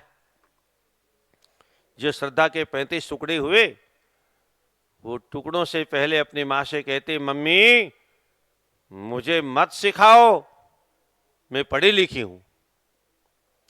और बाद में 35 टुकड़े हो गए उसके, हैं? पढ़ी लिखी थी, अब क्या पढ़ी थी पता नहीं। माता पिता जब बच्चों को अपना दुश्मन जैसा दिखने लगे तो समझ लो अब टुकड़ों के अलावा कुछ होने वाला नहीं है।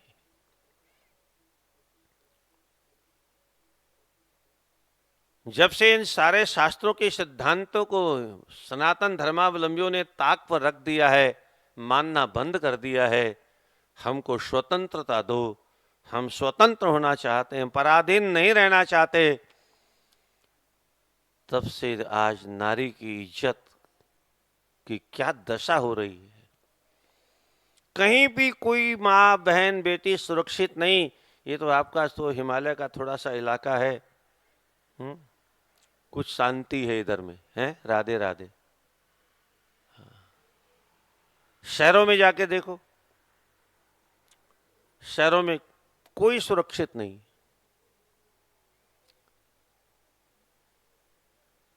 बोलने में भी शर्म आती है व्यासपीठ पर बैठ करके।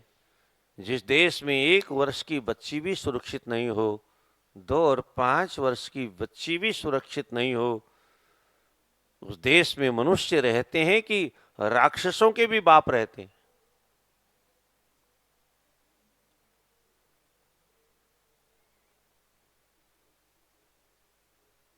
अच्छा, रावण बड़ा राक्षस था कि आज बड़े राक्षस हैं? राधे राधे।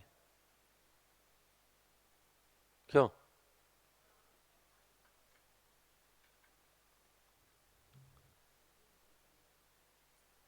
जिस रावण को हम राक्षस मानते हैं वह राक्षस बड़ा था कि आज उससे बड़े राक्षस पैदा हो गए?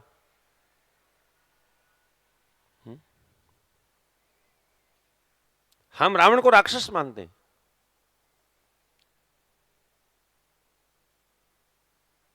जिस रावण को हम राक्षस मानते हैं, कान खोल के सुनो सज्जनों, उस रावण के यहां सीता जी लगभग 1 वर्ष रही और फिर भी सुरक्षित थी। क्या? जिस रावण का हर साल हम पुतला जलाते हैं, उस रावण के लंका में आदि शक्ति भगवती पराम्बा जगत जननी त्रिपुर सुंदरी लगभग 1 वर्ष तक रही पर सुरक्षित थी। पर आज के राक्षसों के बीच में कोई भी कहीं पर भी सुरक्षित नहीं। तो रावण बड़ा राक्षस था कि आज वाले राक्षस बड़े हैं? रावण से बड़े राक्षस पैदा हो गए। विदेश में थोड़े, हमारे आपके घरों में कौन पैदा कर रहा है?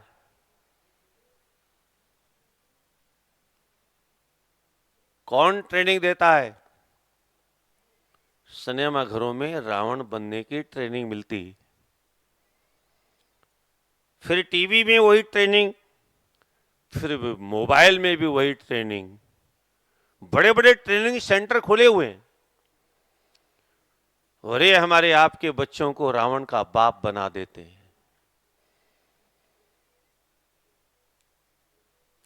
रावण का पुतला तो हर शहर में जलता है। आज के रावणों में आग कौन लगाएगा? उस रावण के पुतले को जलाने से अब कुछ मिलने वाला नहीं है। वर्तमान में जो रावण है, आग तो इनको लगानी चाहिए।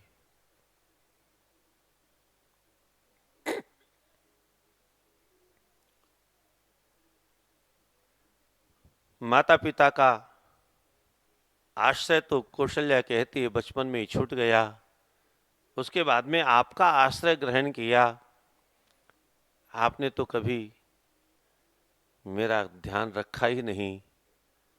अब वृद्धावस्था में मैंने सोचा मेरा बेटा राम राजा बनेगा तो मैं सुख की सांस लूंगी, उसको आपने वन भेज दिया।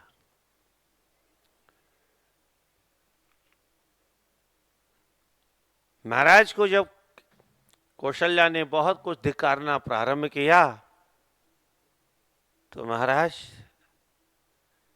कौशल्या के सामने हाथ जोड़ के बैठ गए, देवी मैं तुम्हारा अपराधी हूं, मुझे माफ कर दो।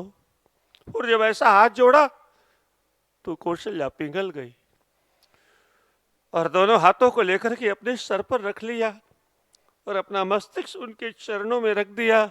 नहीं स्वामी, ऐसा अपराध मत करो। क्या लिखा है वाल्मीकि रामायण में? वाल्मीकि जी ने सज्जनों,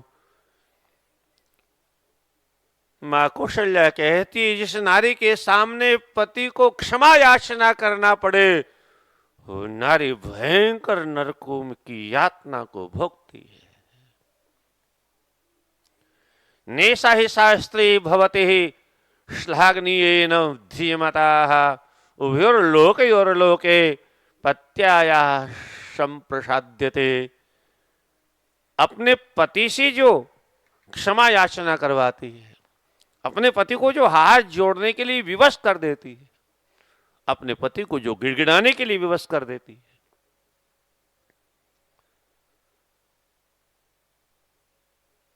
आजकल तो बड़े बड़े स्त्रैण पैदा हुए हैं।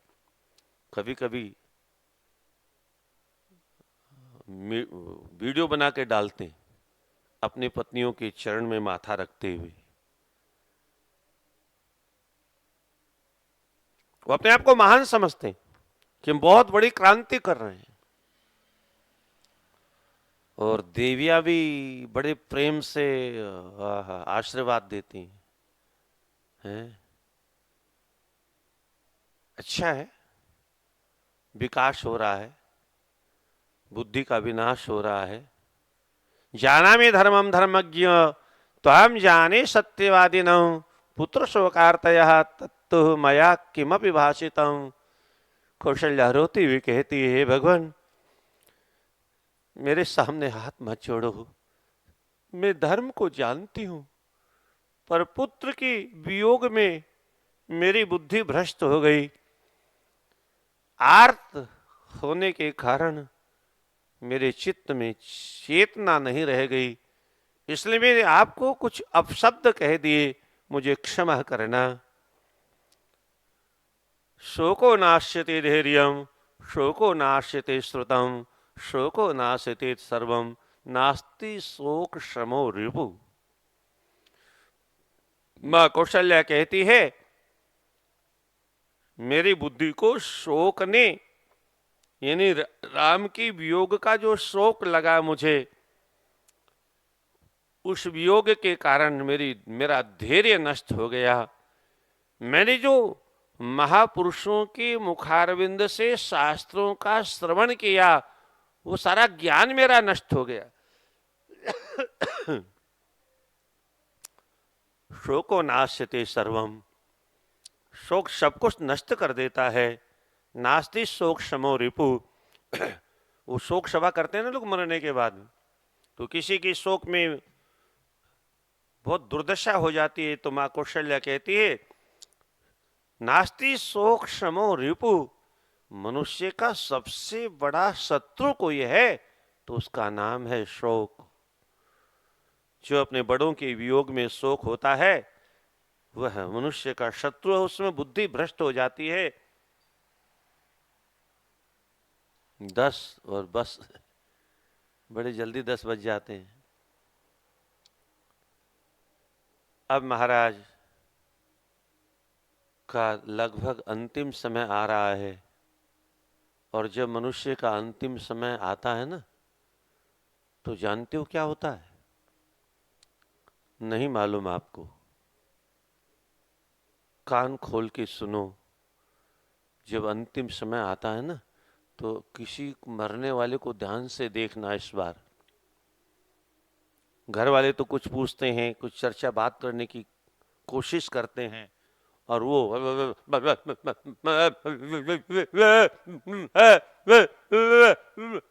ऐसा करता है। देखा क्यों करता है जी? मरने वाले के पास में यमदूत आते हैं, और यमदूत जब आते हैं तो खाली हाथ नहीं आते।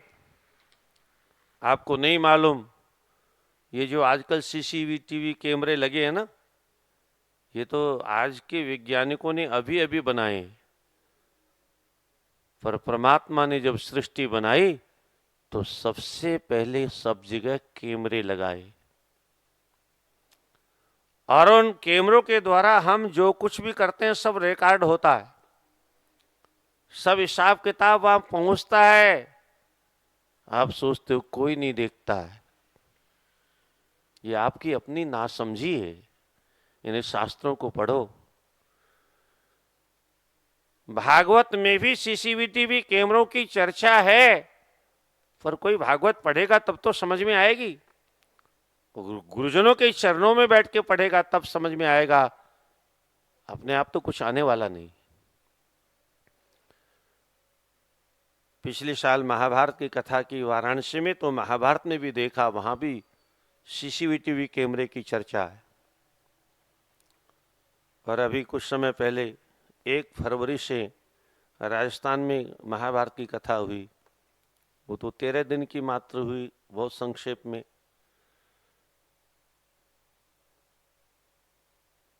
कुछ लोग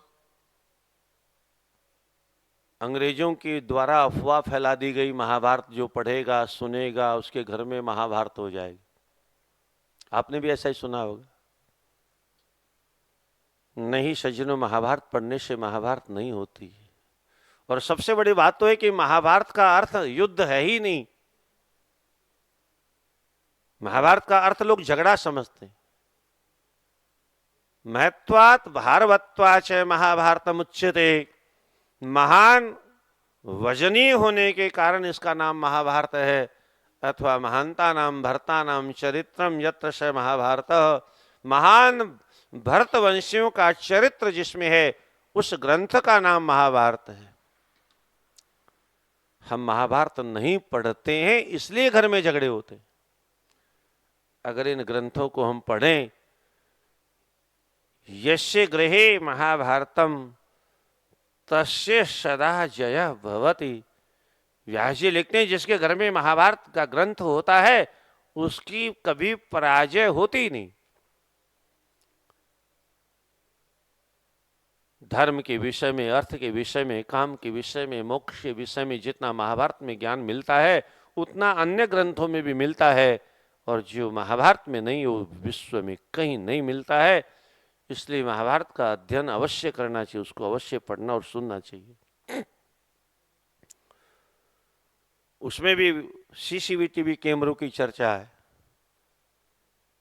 तो जब वो सारा रिकॉर्ड प्रत्येक मनुष्य का ऊपर चित्रगुप्त के यहाँ उपलब्ध होता है, और वहां से जब दूत किसी हमारे आप जैसे जीव को लेने आता है तो हमारा रिकॉर्ड लेके आते हैं वो लोग। छोटा सा, जैसे मोबाइल में आप सब कुछ देखते हो ना, ऐसे ही छोटा सा सूक्ष्म टीवी आपकी आंखों के सामने, हमारी आंखों के सामने लगा दिया जाएगा,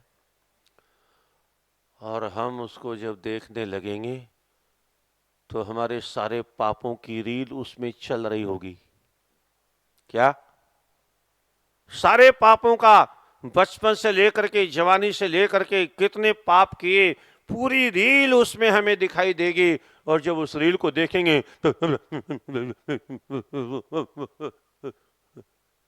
तब रोम रोम हमारा काम जाएगा। हाँ, हमने ये किया, हमने ये किया, ये भी। अब क्या होगा? ऐसा ही होता है। तो दशरथ जी के सामने भी उनका सीसीटीवी कैमरा खोला जाएगा। कल प्रातःकाल की सभा में प्रारंभ करेंगे। उसके बाद में वो सारा श्रवण कुमार ने जो शाप दिया वो सारा दृश्य सामने आएगा, और उसकी चर्चा कल प्रारंभ करेंगे। आज यहीं कथा को विराम। बोले वृंदावन बिहारी लाल की जय हो, बोले राजा रामचंद्र भगवान की जय हो।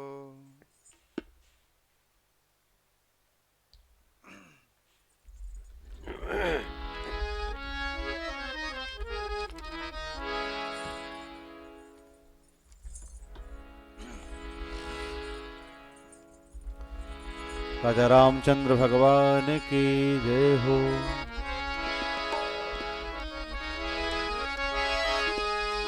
व्याकुल दशरथ के लगे रथ के पथ पर नैन, रथ विहीन बन बन फिरे राम सिया दिन रैन। विधना तेरे लेख किसी के समझ न आते हैं।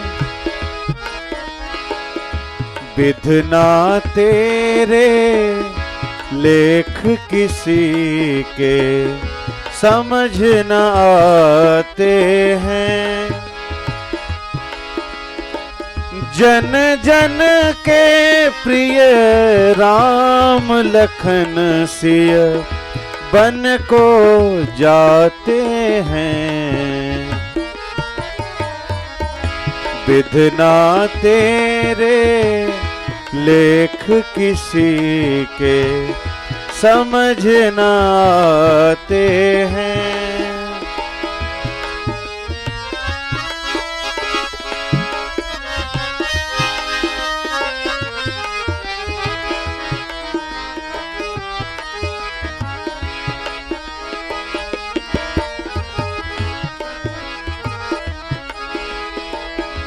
एक राजा के राज दुलारे, बन बन फिरते मारे मारे। एक राजा के राज दुलारे, बन बन फिरते मारे मारे। होनी होकर रहे करम गति, टरी नहीं का भूखे टारे। सबके कष्ट मिटाने वाले कष्ट उठाते हैं। जन जन के प्रिय राम लखन सिय, बन को जाते हैं। विधना तेरे लेख किसी के समझ न आते हैं।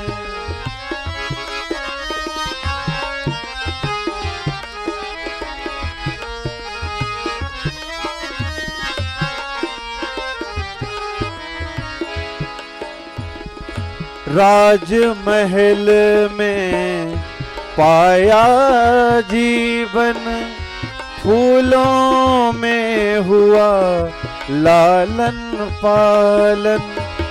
राजमहल में पाया जीवन, फूलों में हुआ लालन पालन। त्याग राज महल के, त्याग सभी सुख, त्याग अयोध्या का सिंहासन। कर्मनिष्ठ हो अपना अपना धर्म निभाते हैं। विधना तेरे लेख किसी के समझ न आते हैं। कहते हैं देवों ने आकर, कहते हैं देवों ने आकर, भील की रात का भेष बनाकर। कहते हैं देवों ने आकर, भील की रात का भेष बनाकर। पर्ण कुटी रहने को प्रभु के, रख दी हाथों हाथ बनाकर। राम सिया की सेवा कर सब पुण्य कमाते हैं। जन जन के प्रिय राम लखन सिय, बन को जाते हैं। विधना तेरे लेख किसी के समझ न आते हैं। समझ न आते हैं, समझ न आते हैं।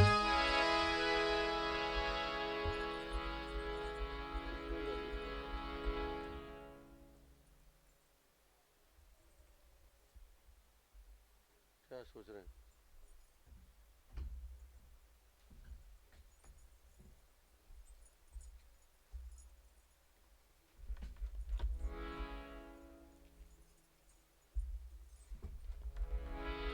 नारायण नारायण, कैसे संख्या कम होती जा रही है। बढ़ने की जगह कम हो रही, क्या चक्कर है? नारायण जी की कीरति कलित ललित सिय पी की गावत ब्रह्मादिक मुनि नारद वाल्मीक विज्ञान विशारद सुख सनकादि शेष अरुसारद वरनि पवन सुत कीरतिनी की आरती श्री रामायण जी की गावत वेद पुराण अष्टदश छहो शास्त्र सब ग्रंथन को रस मुनि जन धन संतन को सरबस सार अंश सम्मत सब ही की आरती श्री रामायण जी की गावत संतत शंभु भवानी अरुघट संभव मुनि विज्ञानी व्यास आदि कवि बरज बखानी काग भुसुंड गरुण के ही की आरती श्री रामायण जी की कलिमल हरनी विषय रस फीकी सुभग सिंगार मुक्ति जुबती की दलन रोग भव मोरियमी की तात मात सब विधि तुलसी की आरती श्री रामायण जी की कीरति कलित ललित सिय पी की आरती श्री रामायण